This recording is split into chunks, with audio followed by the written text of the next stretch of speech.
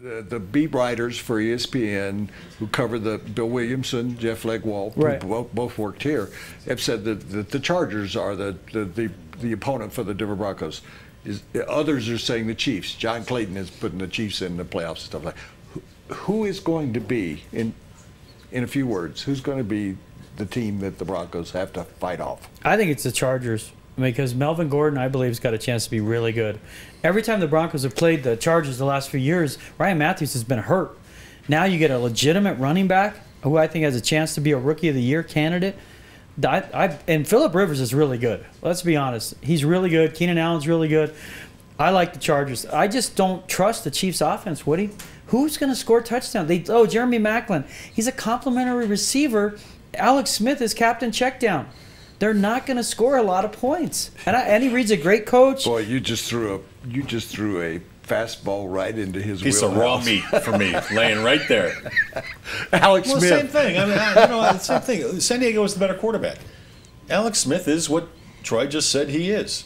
Can't go downfield. And I don't care that they signed Jeremy Maclin. He's a little better than what they've had there, but one wide receiver is not going to make that much of a difference for that team. And Alex Smith still can't throw the ball well downfield. Well, Phillip Rivers, I like the Melvin Gordon pickup, take some pressure off Phillip Rivers. The one thing about San Diego, though, they're not strong on the offensive line. No.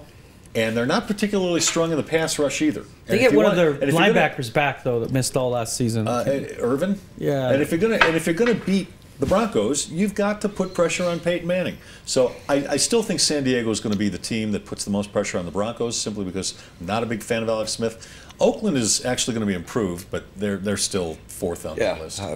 I would say two things. I still think it's going to come down to last game, where there's going to be some meaning in that last game. And the one thing you left out, San Diego, whoever's ever been the coach there, it's soft. It reminds me of the city. San Diego's a soft city. And I think the team is always soft. And Mike McCoy hadn't changed that personality of the Chargers. That's where Gordon's huge. That's where Gordon is huge. If he's the player I think he is, that changes the mentality of that team, because now you can pound the rock a little bit. That NFL update sponsored by the Fantasy Sports Combine. It's coming up.